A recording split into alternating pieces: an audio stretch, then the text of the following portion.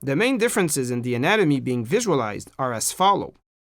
When moving the probe from the posterior axillary line towards the mid-axillary line, the descending thoracic aorta will be visualized in the far field. As the probe is then being moved more anteriorly towards the anterior axillary line, the left-sided cardiac cavities, mostly the left ventricle, will be encountered.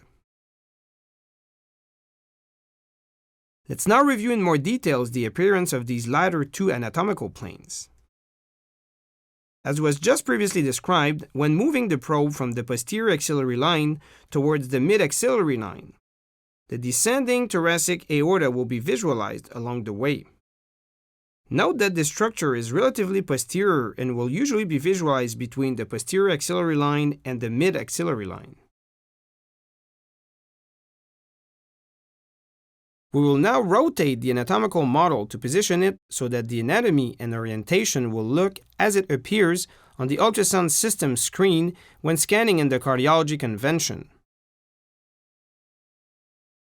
The structures visualized are the same as those previously described in the posterior axillary line, with, in addition, the descending thoracic aorta visualized in the far field. Here is now the real ultrasonographic view of this plane of cut. The structures seen are the chest wall, the spleen, diaphragm, atelectatic lung, pleural effusion, and in the far field, the descending thoracic aorta. Here's another example showing the distal descending thoracic aorta in the far field. Note the collapsed lung that is seen flapping in the effusion.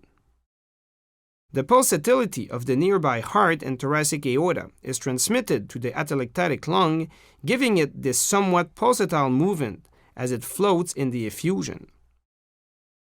You can also appreciate the movement of the diaphragm. With respiration, the diaphragm will go down on inspiration and will go up on expiration. Here is now the same clip in the radiology view convention.